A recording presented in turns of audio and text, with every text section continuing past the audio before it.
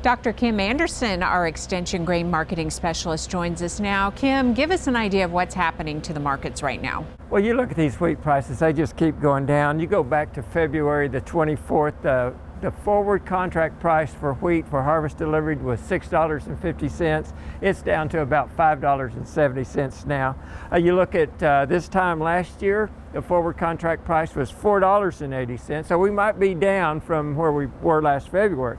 But you go back a year, it was significantly lower than we are now.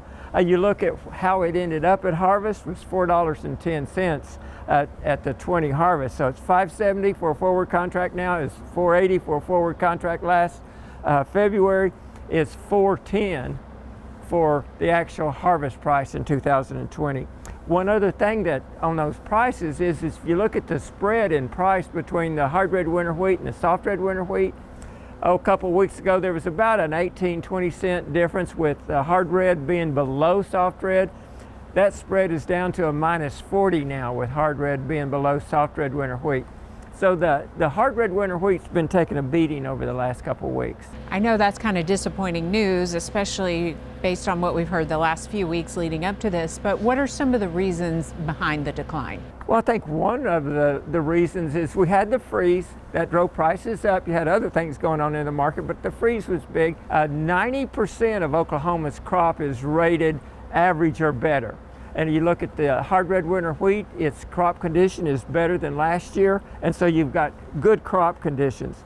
You also look at what's going over Russia. You know, a couple of weeks ago I said Russia, they were projecting their 2021 production to be 2.7 billion. A little later they had it up to 2.8 billion, and there was one private company or private forecaster in Russia came out with 2.9 billion bushels. So, you know, you're looking at increase in production in the Black Sea area, and that always has an impact on our price.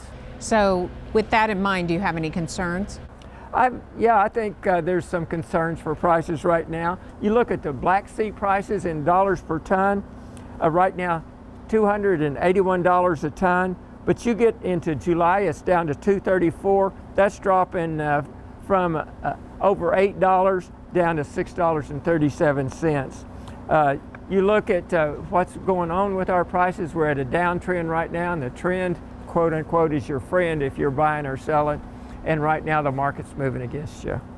We're expecting a new planted acres report soon. What are you seeing there? Well, I don't think we're going to see any change at all in the winter wheat acres. You're looking at higher corn acres, maybe another 2 million acres of corn, and significantly higher soybean acres. What you got to look at there is, are the expectations met? The higher acres is already in the market. It's the difference that those actual numbers that come out next week, how they're different than our expectations. I'd say the market's got a pretty good handle on it right now.